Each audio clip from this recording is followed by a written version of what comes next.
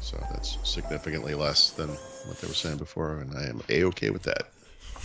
Today's podcast is brought to you by Paul, who doesn't care that the intro is running, but just kidding. It's actually brought to you by Security Unlocked, a new podcast from Microsoft focusing on artificial intelligence and machine learning and security. Check out those links in the description below. Just so people know, you start the thing. I'm not even looking at the thing. I don't even know you started. I'm sorry. Look, all I'm saying, as soon as the call connects, it's fair game for the podcast to start at any given moment. I got to keep Paul on his toes. It's good for the brain, right? Agile. Good for the brain. It's like doing a crossword puzzle, except dumb.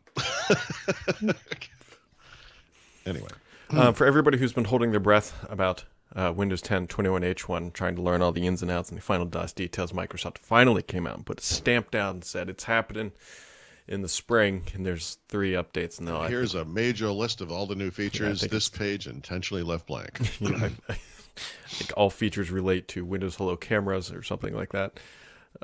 It's bug fixes and which fine. That's exactly what I want. Yep, I have no problems with any of this. None. Yep, I agree. So that buys me not quite 6 months, but months now, because I don't really have to worry about the book. That is nice. Still updating it for 20H2 actually, but I mean it's it's good. It's nice. It's nice. Kind of like FPS boost, very articulate name. I like the product name because you know exactly what you're getting. I don't even understand why they branded this, right? Yeah. Like all they need to say is, they could just come out and be like, that's just an improvement, right? Like they have this series of backward compatibility improvements that you get when you go to the Series X or S. Auto HDR is another one. I don't know. Yeah. Anyway, whatever. Somebody looked at it and said, look, we have some technology. Mm-hmm. It does something. It's a brandable moment. We can put a little icon on the game when it boots, and we're going to run with it. I suppose. I just, for a long time now, it's been obvious, the backward compatibility stuff is such a huge benefit to the Xbox platform. It is interesting how they really stepped it up in this generation with not just letting those games play, but making them better. Yeah. It's interesting. And without any impact on the developer or the user, really, other than the good stuff, Mm-hmm. Yeah. It really is. So, anyways, it's actually available now on some titles. They didn't really make that super clear. Like they said, it's coming with an update.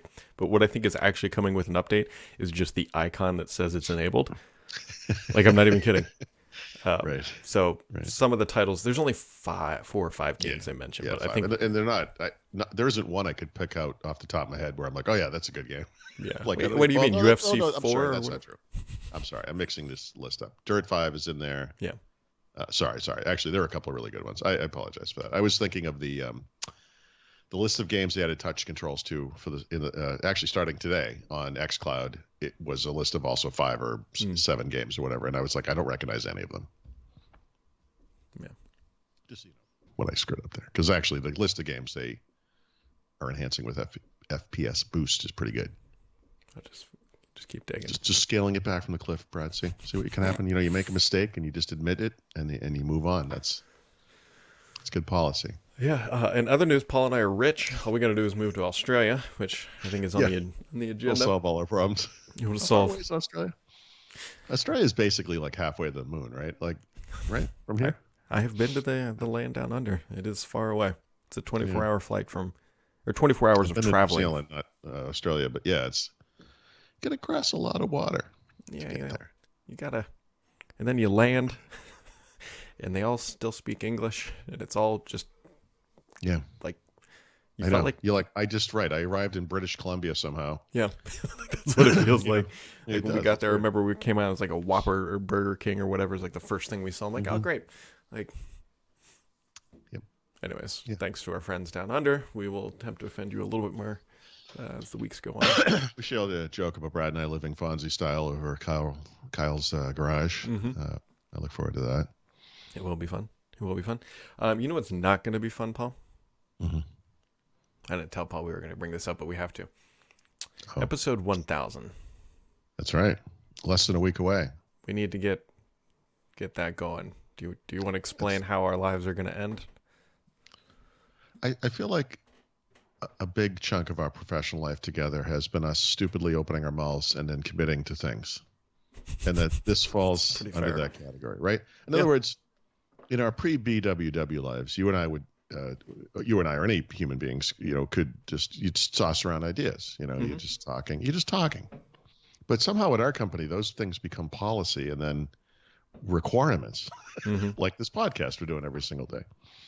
Well, continuing the theme, you brought it up. You said, "Hey, 1,000th episode is coming up. Is this something we need to, not celebrate, but do something? We need to do something." Yeah, well, that's what I said. I said, "I have an idea. Lights dim. What if we celebrate it by taking the next 1,000 days off?" But actually, no one liked that idea. That one didn't become policy somehow. So I think we left the meeting without any clear idea, or did the idea come up in the meeting? I guess it came up in the meeting. No, it was later. Who thought of this? Do you remember? Was it me or you? Might have me. I don't know. Us, something. I don't. I don't remember who thought of the idea. Yeah. But then I know I put it over the top, unfortunately. Yeah. So anyway, the idea is this. Why don't we have our wives do the podcast together instead of Brad and I? It'd be our wives. Yep. That might be kind of funny or interesting or something. Terrible. Yeah. At our own. Now, of course, how do you go to your wife and say, "Hey, honey, next Tuesday," several thousand people are going to be watching this, so Brad and I talk to each other every day. We've certainly developed a thing. Our wives met in Hawaii. Yeah, so we kind of left it at that at the end of the meeting last week, and then I was kind of thinking about it, I went to you first, and I said, "Hey, what do you think of this?" You thought it was a good idea, and then I mentioned it to my wife, and she this made her feel more comfortable about doing it. But it was this notion that we could probably create a forum post, I guess, right? Yeah. And it could be kind of an AMA type of thing for them, right? So that people listening to the show or reading the site could ask questions that they will attempt to answer in a short 7 to 15 minutes, because we usually kind of mail it in, and I would expect that our wives will as well. Yeah, I would expect nothing less. So, did I explain that correctly? Yeah, I mean, the short version is you can ask our wives anything about us, and I guess whatever. We'll see how this shakes out. And then they're going to do the next 1,000 episodes. That's what part that Paul left out. They're actually just taking over the show, and Paul and I are right.